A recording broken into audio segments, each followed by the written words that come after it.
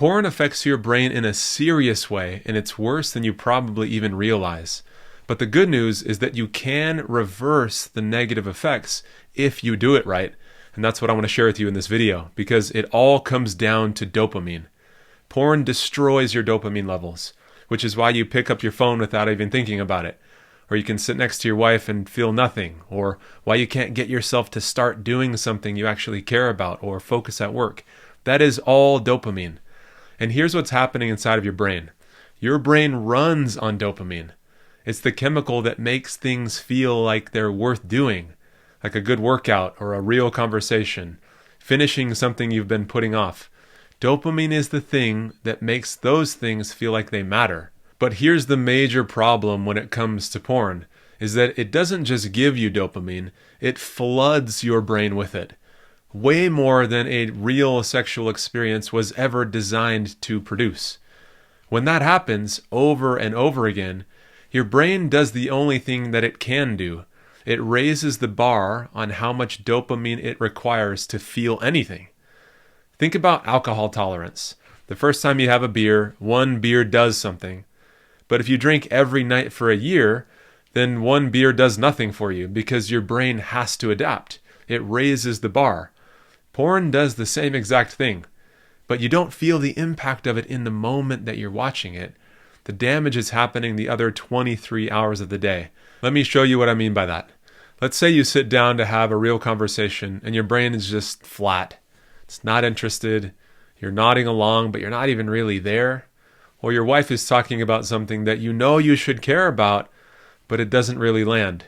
Or you've got a project that's been sitting in front of you for who knows how long and you can't seem to find the motivation to start.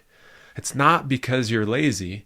It's because your brain has been trained to expect a level of reward that a spreadsheet was never going to deliver. And your phone? You just pick it up because you're on autopilot. It's like a reflex now. Whenever there's a moment of downtime, you grab it. Again, that's not a character flaw. That's just your brain having pushed the threshold so high that normal life just doesn't clear it anymore. And it gets worse. Eventually, porn stops working the way that it used to. So you need more time, more tabs, more extreme content that you ever thought you would look at just a few years ago. Your brain keeps raising the bar and it keeps chasing the dopamine that it needs. And what's devastating is that chasing it never actually fills anything. You close the browser and the emptiness is still there. Sometimes it's even heavier than before. And that emptiness is actually a very important clue. One of the most important things that I can share with you in this video, because it points to something that the dopamine explanation alone doesn't answer. But here's the good news. That threshold can come back down. Your brain isn't broken permanently. It just adapted to this flood of dopamine. So when that flood stops, then it starts to recalibrate. The bar comes back down.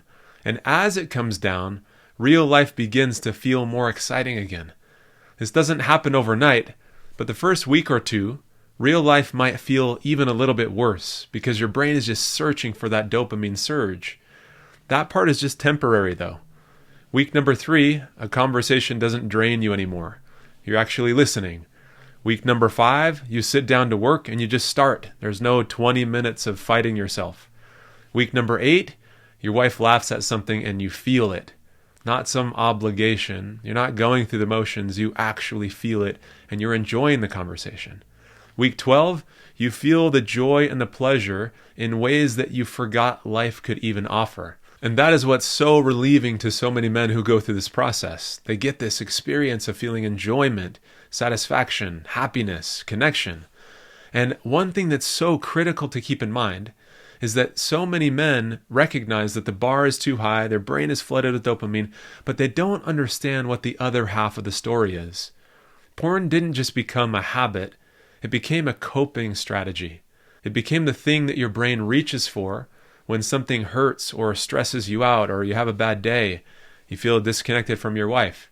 When you feel like you're failing or any other bit of heaviness, you're not just chasing dopamine, you're also trying to get out of pain. That's why white-knuckling through the urges doesn't work long-term. You need to address both sides of the equation. You can stop the flood and the bar will come down, but if unresolved pain that then turns into urges, if those urges keep coming back, you're going to keep finding yourself struggling. The neurological piece of the dopamine and the emotional piece of the heaviness and the coping mechanism, both of them need attention. Most men only end up addressing one of them. So if you want to understand what the root cause is that's been driving the urges for you, you can get a free guide down in the description below. Just click on it and it'll show you how to find and fix the root cause so you can end this cycle for good. The good news is that porn did not ruin your brain permanently. It just raised the bar too high, and that bar can come down so you can actually enjoy life again.